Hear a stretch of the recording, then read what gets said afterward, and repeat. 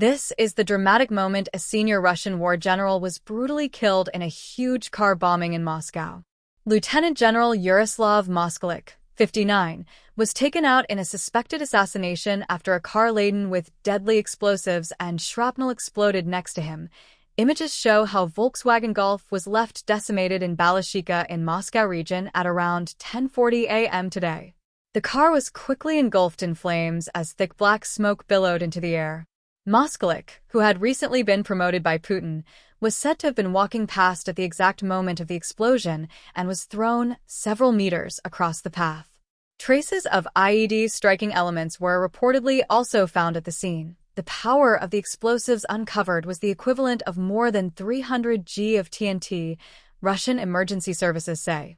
These explosive devices were said to have been filled with shrapnel, according to state news agency TASS.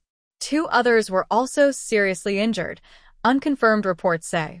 Locals also reported hearing several more detonations erupting, according to Russian media. Moskalik was the deputy chief of the main operations directorate of the General Staff of the Armed Forces of the Russian Federation. But he had recently been promoted to lieutenant general shortly before his death. He also represented Russia's general staff in talks with Ukraine in 2015. The explosive was likely detonated from a remote location with the car parked only a few feet away from a tall apartment block. One building even had its windows shattered due to the ferocity of the explosion, locals said. It is still unclear who may have caused the blast, with many onlookers left shocked by the inferno. A Russian Telegram account has speculated that the main suspect, named as Ignat Kuzin, was from Ukraine. He is believed to be the owner of the Volkswagen Golf and rented a flat in the same building as the slain general in recent months. The same channel also said the suspect flew to Turkey on April 23 to evade capture. The investigative committee of the Russian Federation has opened a criminal case into the explosion. The timing of the deadly ploy comes as U.S. President Donald Trump's special envoy Steve Witkoff met with Putin today. Putin is holding more talks in Moscow with Witkoff, with the pair pictured shaking hands in the Russian capital. It is the 4th meeting the Putin and Witkoff have had within 3 months. The blast in Moscow came just 24 hours after Russia blitzed Ukraine with over 200 missiles and drones, killing at least a dozen people and injuring 80 more. The deadly aerial attacks were followed up by further Kremlin attacks overnight on Ukraine's second-largest city, Kharkiv. A number of top Russian officials have been targeted in similar covert attacks since Putin launched his full-scale invasion on Ukraine over 3 years ago.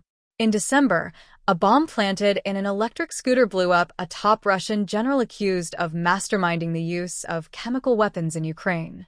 Lieutenant General Igor Kirillov, 54, was killed as the device detonated just seconds after he left his apartment in Moscow.